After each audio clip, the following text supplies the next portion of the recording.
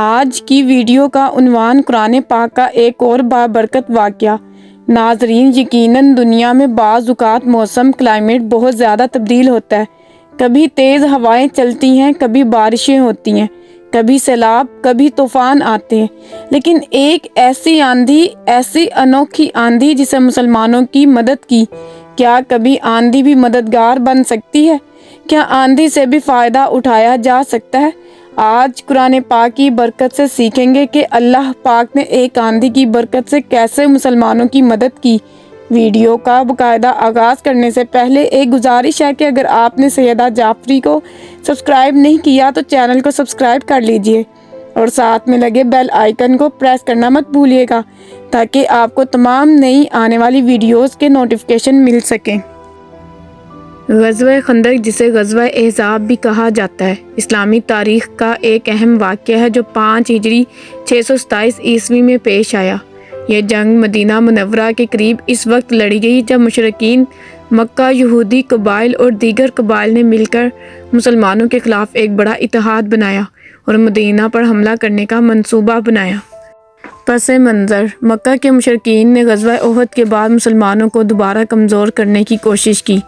اس دوران بنو نذیر کے یہودی، جنہیں مدینہ سے نکال دیا گیا تھا، قریش مکہ اور دیگر قبائل کو مسلمانوں کے خلاف متحد کرنے میں کامیاب ہو گئے۔ اس اتحاد میں قریش مکہ، بنو غطفان اور دیگر چھوٹے قبائل شامل تھے جن کی تعداد تقریباً 10,000 تھی۔ خندق کھودنے کی تجویز: جب یہ اطلاع مسلمانوں کو ملی کہ دشمن کا اتنا بڑا لشکر مدینہ کی طرف آ رہا ہے تو حضور نبی کریم صلی اللہ علیہ وآلہ وسلم نے صحابہ کرام سے مشورہ کیا۔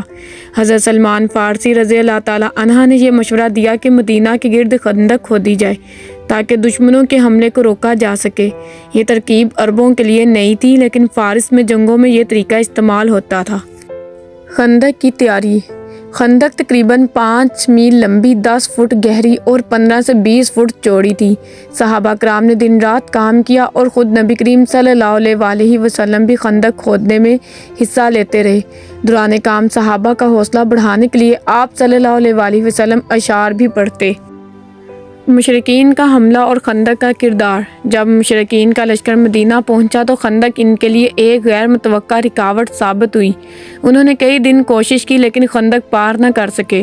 اس دوران مدینہ کے یہودی قبیلہ بنو قریظہ نے بھی مسلمانوں کے ساتھ اپنی عہد شکنی کی اور مشرکین کے ساتھ مل گئے۔